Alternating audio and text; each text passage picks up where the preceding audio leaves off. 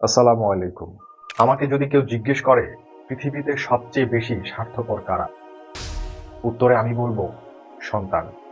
কেননা সন্তান যখন ছোট থাকে তখন বাবা মা নিঃস্বার্থভাবে তাকে পরম যত্নে লালিত পালিত করেন।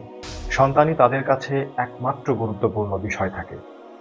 তারা তাদের কর্মজীবন ও সামাজিক জীবন সব জায়গাতেই সন্তানকে প্রাধান্য দিয়ে তাদের কাজগুলো করে থাকেন। সন্তানের ভালোর জন্য তারা কোনো প্রকার অজুহাত দেখিয়ে দায়িত্ব থেকে কখনোই পিছু পান না। অথচ বৃদ্ধ বয়সে যখন বাবা মার সবচেয়ে বেশি সন্তানের সান্নিধ্যর প্রয়োজন হয়, ঠিক সেই সময়গুলোতে সন্তানগুলো বিভিন্ন অজুহাতে বাবা মার প্রতি দায়িত্ব পালনে অবহেলা করেন। বাবা মার থেকে অন্যান্য দৈনন্দিন কাজকে তারা গুরুত্বপূর্ণ বলে মনে করেন।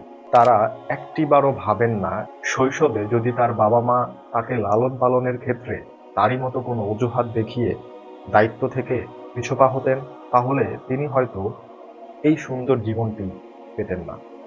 তাই আমাদের সকলেরই বাবা মার প্রতি আরো যত্নশীল হওয়া উচিত।